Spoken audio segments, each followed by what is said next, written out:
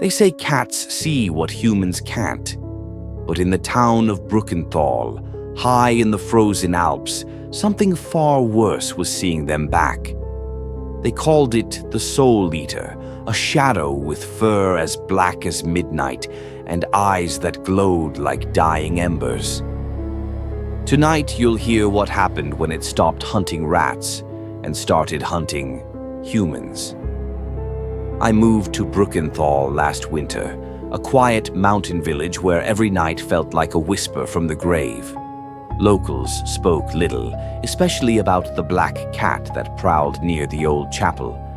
They said whoever locked eyes with it never woke up the same again.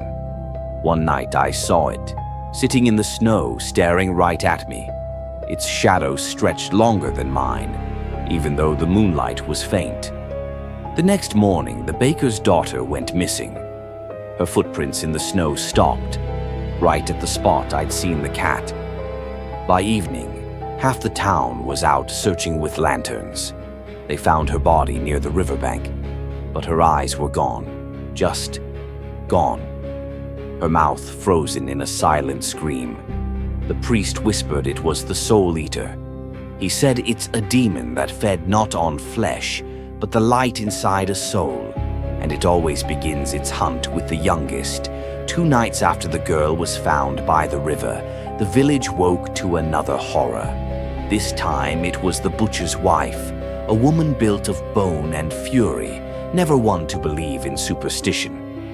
She'd laughed at the priest's warnings, even threw salt at his feet when he came by to bless her doorstep. That night, the neighbors heard screaming.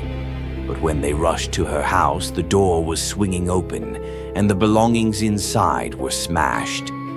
They found her hanging upside down from the meat hook in her own shop. Her eyes blackened, her mouth frozen in a twisted grin. The strange part wasn't the body. It was the trail of paw prints leading out into the snow. Paw prints that turned into bare human feet halfway down the road. When they followed them to the end, they just stopped, as if whatever walked there had simply melted into the night. That night I locked my doors and lit every candle I had. But then I heard it, the scratching at the window. When I looked, 2 fiery eyes stared back through the frost. It wasn't just a cat anymore.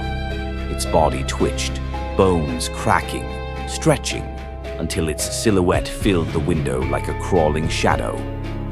And then it smiled. Not a cat's smile, a man's. The next morning, I ran to the church.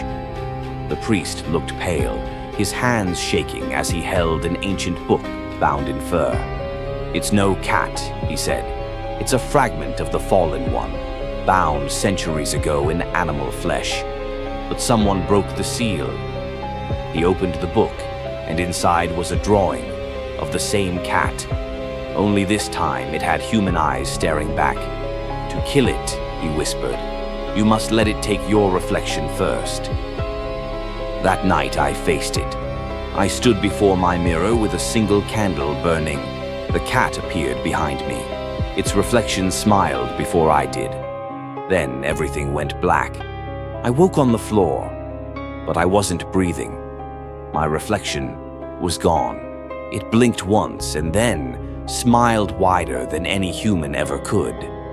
It's been months since that night, yet no one in Brückenthal speaks of me anymore.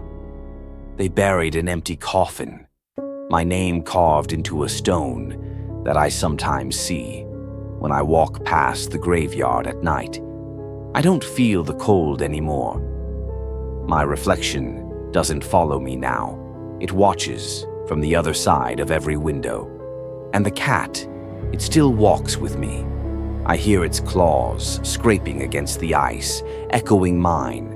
It doesn't just eat souls anymore, it wears them. Sometimes, when I pass a window, I see a face I used to know, staring back. Their mouths open like they're screaming, but no sound ever comes out.